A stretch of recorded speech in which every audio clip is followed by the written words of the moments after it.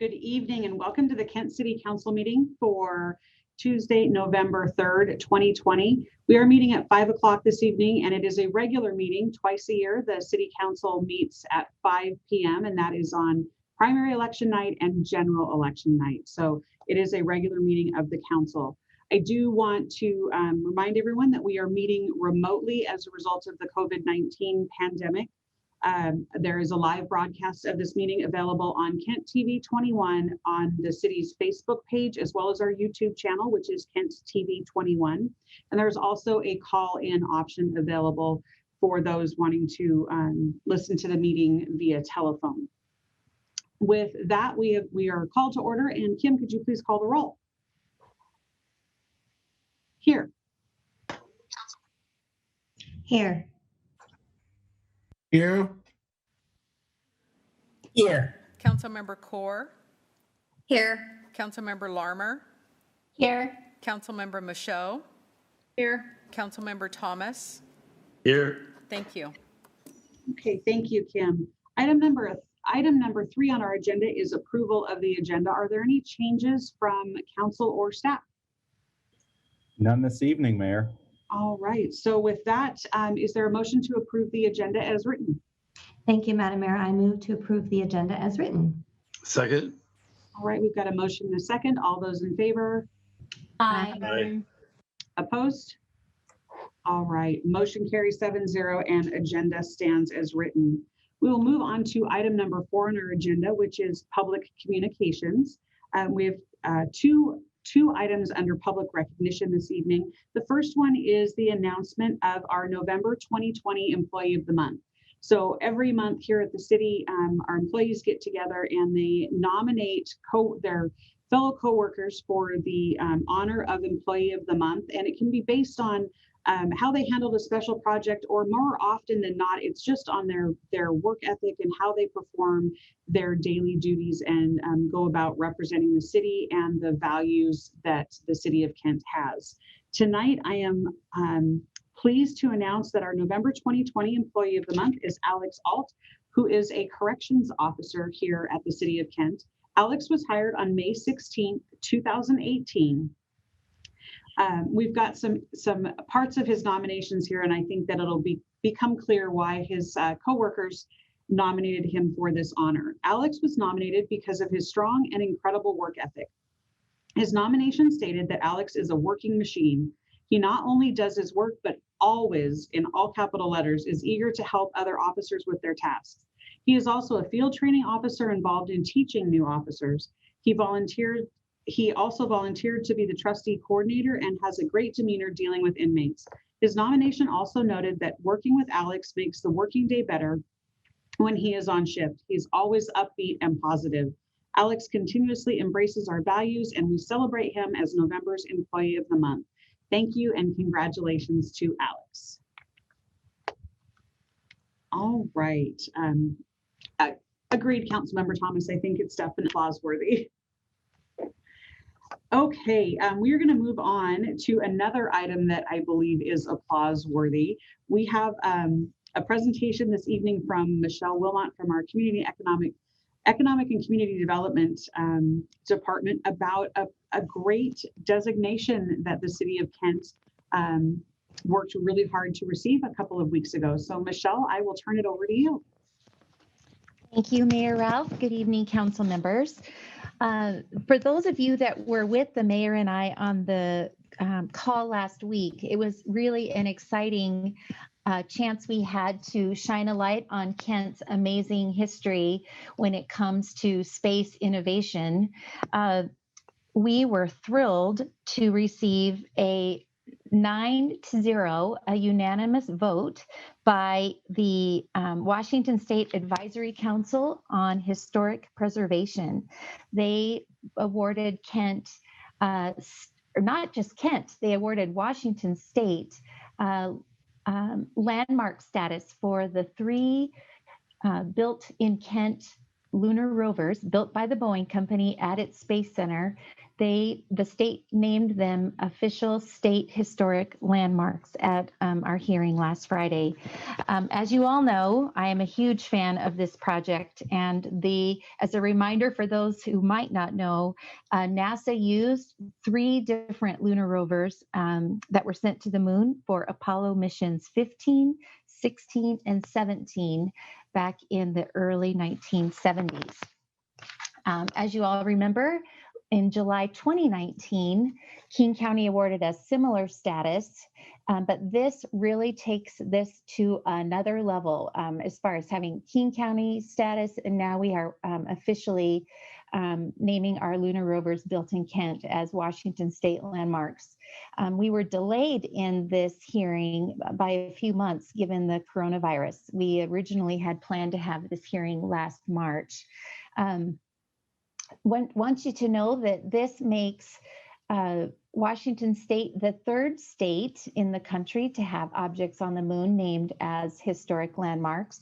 We joined California and New Mexico, who deemed their objects made in their states in the Apollo 11 missions as statewide landmarks. So that really set the precedent for us moving forward, so we could at least pursue this.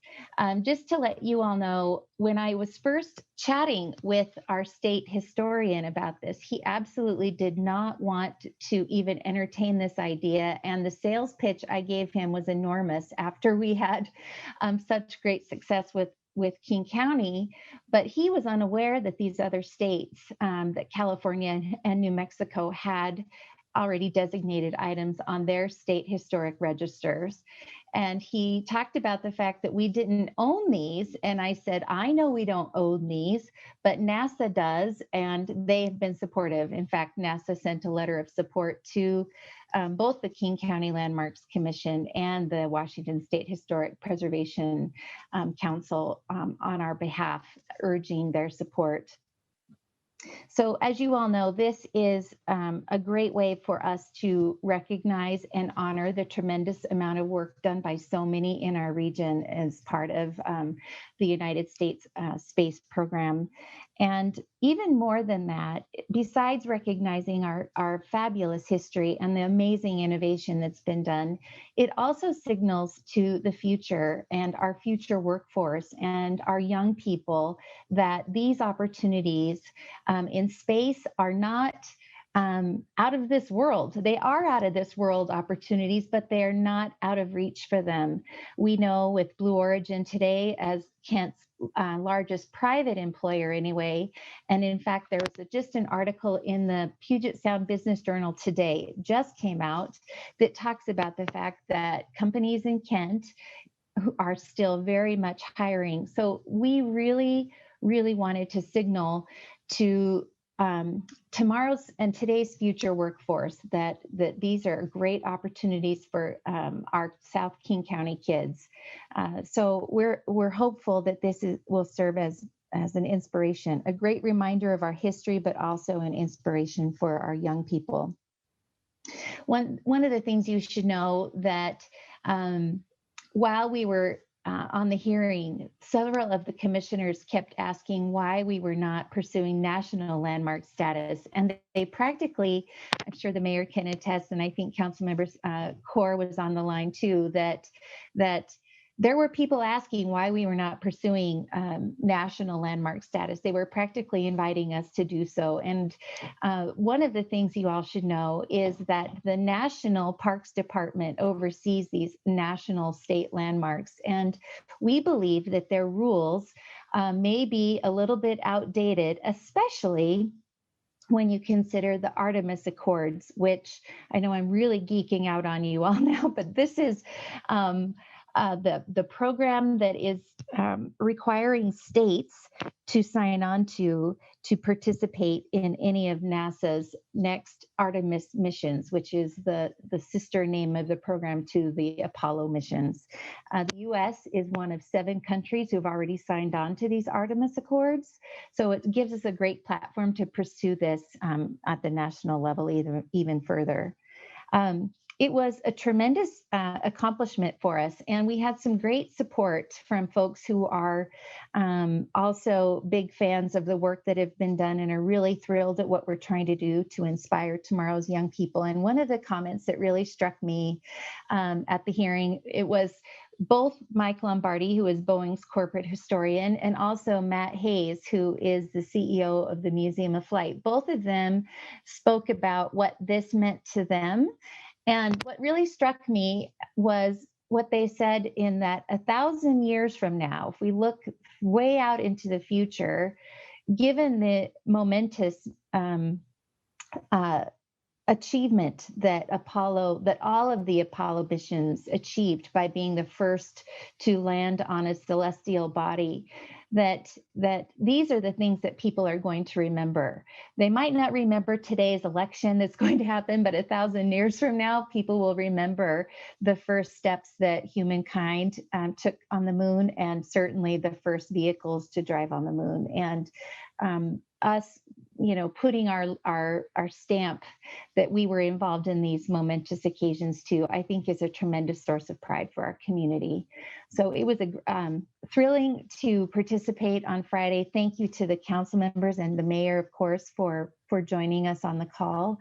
And I actually have a recording of that, which I will post on our website at apollolunarrover.com. I just received that the other day. So I'm happy to take your questions if anybody has them. And I hope you're enjoying some of these really fun photos that were included in our nomination form. Michelle, I just want to say thank you so much for really taking this project and running with it. I don't think that when we started talking about the anniversary of the Lunar Rovers, we even had any idea where we would end up, and definitely want to highlight the enthusiasm of the commissioners. It was so much fun to listen to them talk about how excited they were about this nomination and why they felt like it was important. The city's had so many great partners in this, and I just am extremely proud of not only the work that Boeing did over 50 years ago, but the work that we've been doing to bring this forward and to highlight it for folks so that they know that the innovation in the Kent Valley did not just start. It's been here for a very long time. And as you mentioned, more importantly, to inspire our engineers and astronauts of the future. So thank you so much for the work that you've been doing.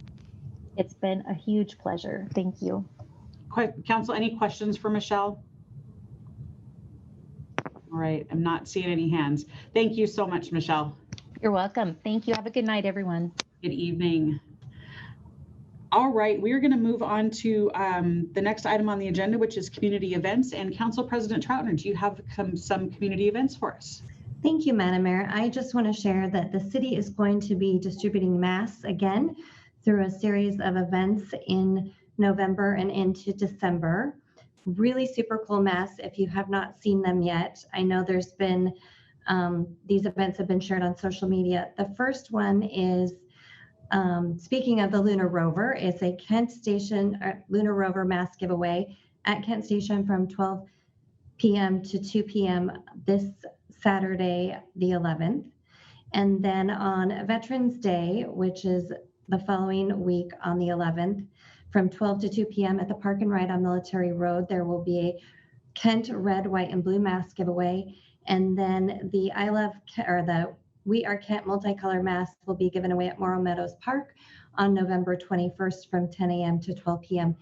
I believe that a flyer will be coming out in the mail that will have these dates and events on it as well. So keep an eye out for that. And then again, these events are posted on social media. So more to come throughout November and into December with really cool mask giveaways. So make sure as we get into cold and flu season that you are practicing social distancing and wearing your masks. That's all I have to report. All right, thank you. Any other community events?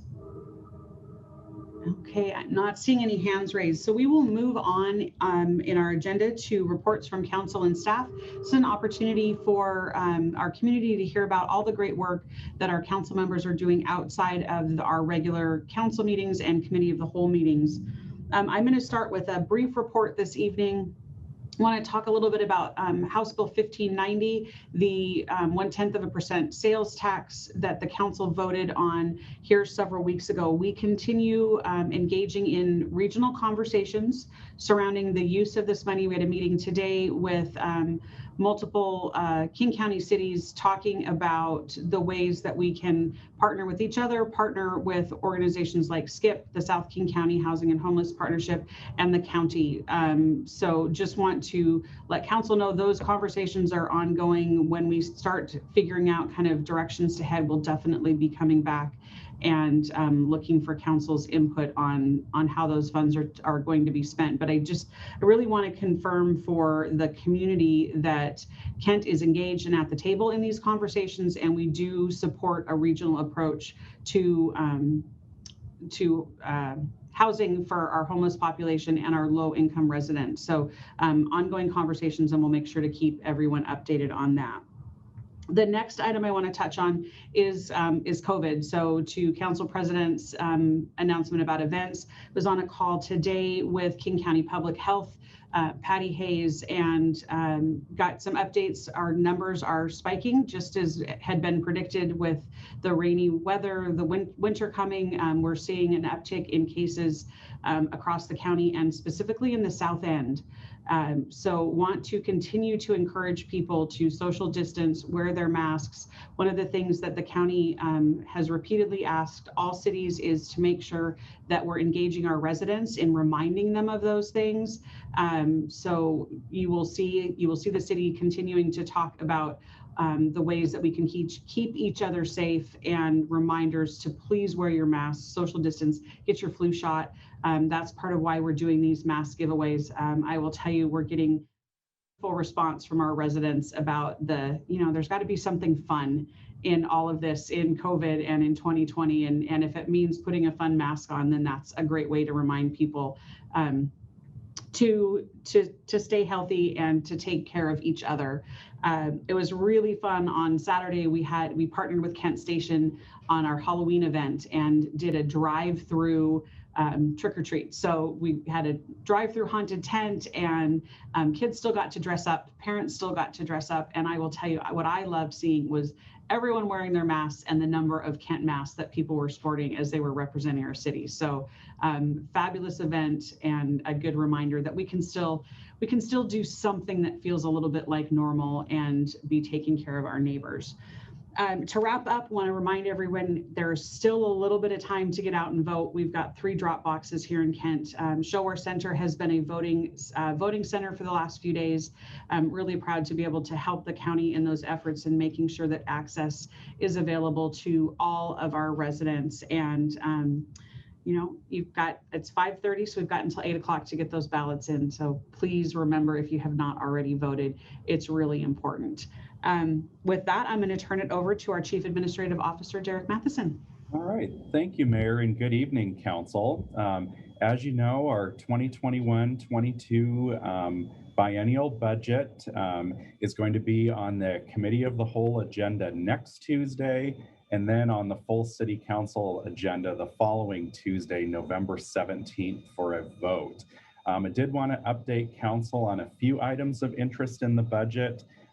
First of all, we have the Race and Equity Manager position in there. And even though that position won't exist until January 1st of 2021, we are working on the job description and very close to a final product. So we're trying to get a jump on that as quickly as possible.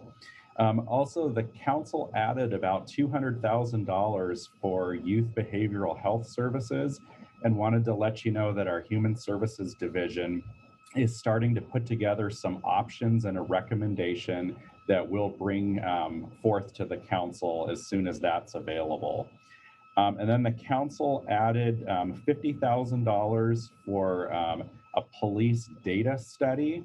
And we had a meeting this afternoon and assigned a lead department and identified some first steps toward creating a request for proposals for that study. And then the council also included $100,000 from that House Bill 1590 sales tax to work on a police mental health co-responder program.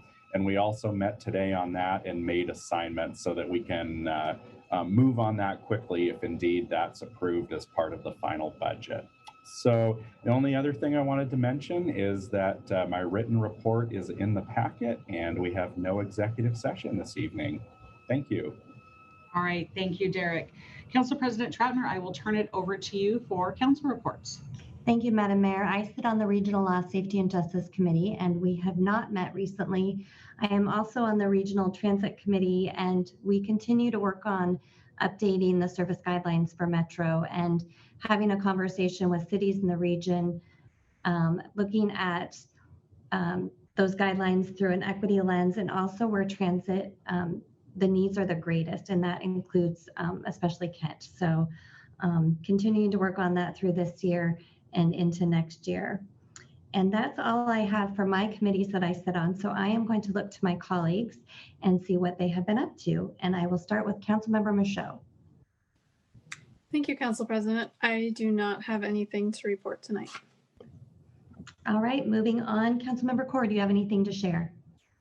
Thank you. Yes, I serve on Association of Washington Cities Equity Work Group. We actually had our meeting a couple weeks ago, and we are working on creating a plan to propose to our board of directors for Association of Washington Cities. It also includes some goals for legislative agenda and focusing on equity, how Association of Washington City can support all the cities in their work. So I'll have more on that when we have our next meeting up November 12th. Thank you. Thank you, Councilmember Core. Councilmember Larmer. Thank you, Council President. I sit on the King County Aging and Disabilities Advisory Council and the King County Affordable Housing Committee. And both of those are meeting on Friday the 13th in the afternoon. So I'm going to be jumping between them pretty quickly. So I will have a report in our following council meeting after that. Great, thank you. Councilmember Boyce. Thank you, Madam President. I am the Vice Chair of the Pick Sound City Association. Our meeting will be a week from tomorrow. Some of the agenda items we'll be talking about, we'll be doing appointment for regional board and committee. We'll also be looking at emergency management zone and also taking action on the Sound City Association legislative agenda. So that's all I have. Thank you. Great, thank you. Councilmember Thomas.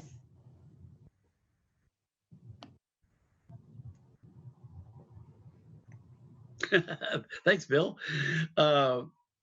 Thank you, Madam President. And I serve on the Puget Sound Regional Fire Authority, along with our president, Tony Troutner, and another council member, Bill Boyce. So we have a kind of unusual tomorrow. We have a meeting at 5:30. Station 74 is to clear up some issues that we need to predate, I guess would be the right word, for some information that has to go before the county council on November 15th. Now, normally our meeting would be on the 18th, and it still is, to my knowledge. It hasn't changed, even though we've thrown in this extra meeting tomorrow night. So tomorrow night, 5:30, and also on the 18th, and we'll begin doing some budget things there. That's all I have, Madam Chairman. Thank you, Councilmember Thomas. Councilmember Fincher. Thank you, Council President. Arts Commission and King Conservation District both meet later this month, so nothing there to report since the last time.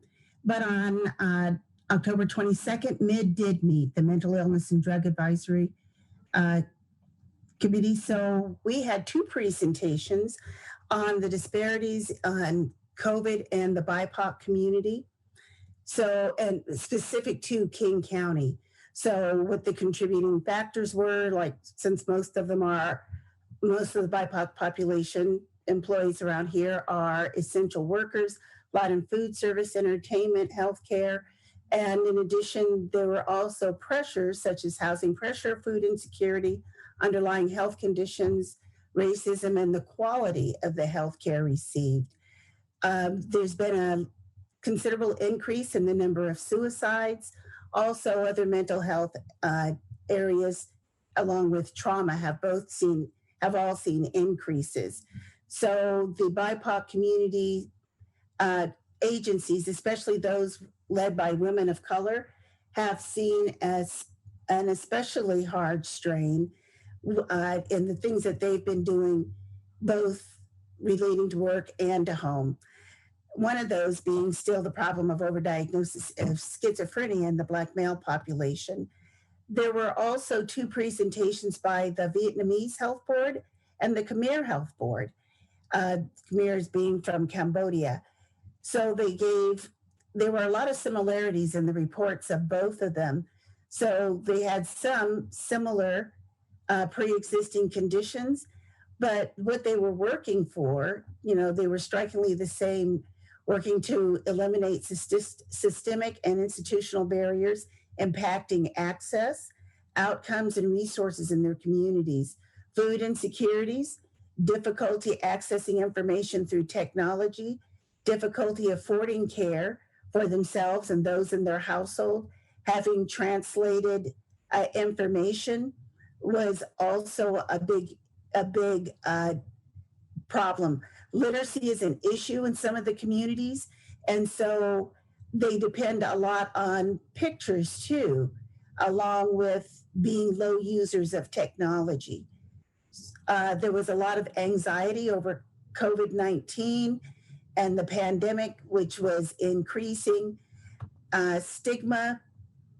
There were just a lot of things that were the same. So they were asking and trying to put together a toolkit for other communities that would benefit them also. So along with the PTSD, some of them would have come with already because of displacement or wars or the refugee camps that they were kept in. The experiences here of discrimination, all of that was contributing factors that affect the health of the community here in King County, the BIPOC community. So that is it. Thank you, Councilmember Fincher. Madam Mayor, that ends our reports. All right, thank you very much, Council, for those reports. We will move on in the agenda to item number 6, which is public hearing. We do not have any public hearings this evening. Item number 7 is public comment. This is the opportunity that the public has to provide comment to the council regarding any topics that they would like to see come up for consideration or that are currently being addressed at the council. The community can submit written testimony to the council at cityclerk@kentwad.gov. I do believe this evening we've got several written testimonies to be read into the record. Kim, is that correct? Yes, thank you, Madam Mayor. I do have 4 comments that I received. The first comment is from Mike McCardle, a Kent resident. I've been a Kent resident for 40 plus years. I've paid property taxes in Kent for 40 plus years. I have employed Kent residents for 36 plus years. I have voted in Kent for 40 plus years. We have a social experiment going on in Seattle right now.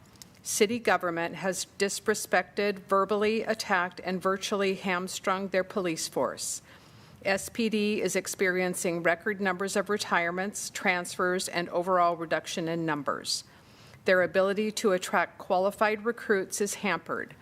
This will inevitably result in a reduction in service and a reduction in safety for their community. A prudent approach would be to observe the results derived in our neighboring community and do not make the same mistakes. Other experiments they have tried, like CHOP, have not worked out so well.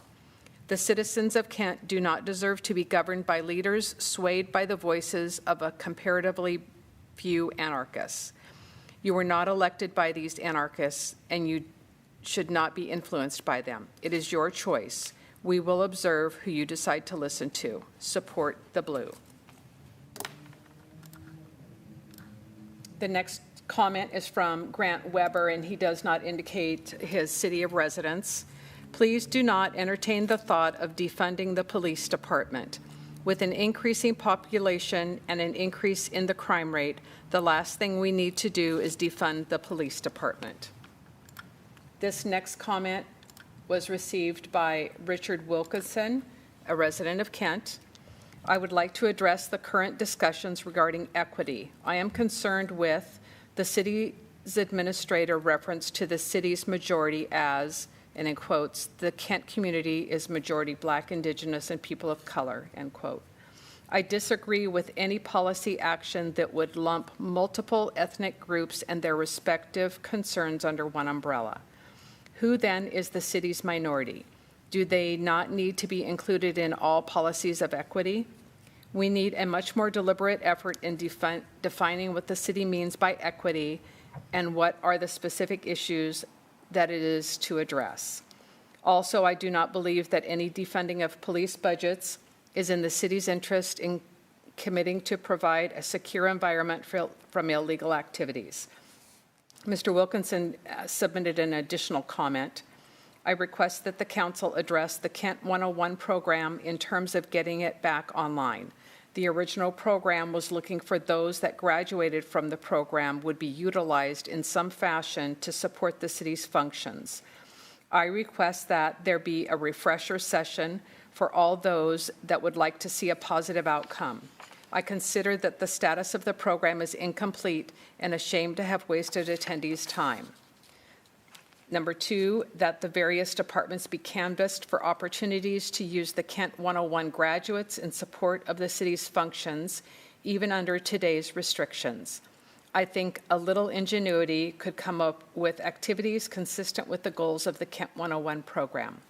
Regarding the call to reduce the police budget, I consider this a very unwise proposal. In fact, I would like to see the budget increased, allowing for the hiring of additional officers in this time of civil unrest and increasing criminal activities. The last comment that I received is from Brandy Dollarhide, a resident of Kent. I'm a resident of Kent, work in Kent, former business owner in Kent, raised in Kent, and now raising my own family in Kent. I love this city with all my heart, and much of that is due to the amazing police department. KPD has always been immediate support when needed for our neighborhoods, for my former business, and everyone in need. They are the reason that I believe Kent rises above other communities because of their professionalism, non-biased treatment, and personal commitment to the community as a whole. They make the community a safer place, and I cannot imagine them being able to do this as well as they do if funding is cut. In my opinion, less police officers would be tragic and take away from all the reasons we stand out as the wonderful community we do. After watching Seattle, I am shocked that this would be something anyone would even consider. I will always suggest more funding for KPD, and less would be devastating personally to my neighborhood, area where I work, and surrounding businesses. Mayor, that is the last of the comments. All right, thank you, Kim, very much. Madam Mayor, Yes, sir. I'm sorry, the 101, could you help me with what that is? I'm not sure I understand. Absolutely. So Kent 101 is the program we started last year, and it's a multi-week course where residents were able to come in and receive presentations, in-depth presentations from each one of our departments. So basically, like you think of a 101 class at the college level, it was a crash course in City of Kent government. And I do want to respond to that. We are in the process of working on doing a second session. Because of COVID, it will be virtual, but we are absolutely working on getting all of those segments filmed, put together, and we'll be working, putting out the application notice for residents here shortly to bring that program to have the second session at the beginning of next year. I do recall now. Thank you very much. I appreciate that. Sadly, that the last Kent 101 class happened, right about the same time that we went into lockdown. So we weren't able to celebrate the graduates at a council meeting, but proud of the work that they put in, and absolutely see them as ambassadors for the city. So looking forward to the second class of Kent 101 in January. All right, we are going to move on to item number 8, which is the consent calendar. The consent calendar is a compilation of items that the council has worked on at the Committee of the Whole over the last several weeks. They have come out of Committee of the Whole without controversy. Council President, is there a vote to approve the consent calendar? Thank you, Madam Mayor. I move to approve consent calendar items A through G. Second. All right, I've got a motion and a second. All those in favor? Aye. Aye. Aye. Opposed? All right, motion carries 7-0. Thank you very much. Item number 9 is other business. We do not have any this evening. Item 10 is bids. No bids this evening. And 11 is executive session. And as you heard our CAO Derek Matheson say, we do not have executive session this evening. So that brings us to the end of our agenda. One more reminder, you still have a little bit of time to get out there and vote if you haven't done it. Stay safe, take care of each other, show each other some grace. We're all really struggling with everything that's been going on through this lockdown and all of the things that have been happening in our country. And I just want to encourage you to take care of yourselves, take care of your neighbors, and be kind. With that, we are adjourned.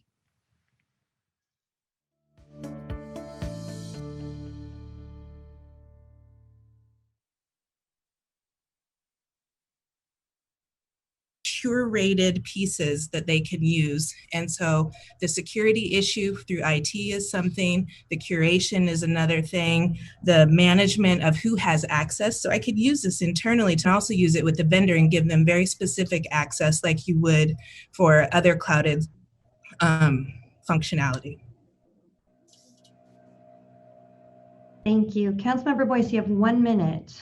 I need 40 seconds. So I just want to reiterate, I mean, you listen to Patty. I mean, I'm convinced even more so. And I just want to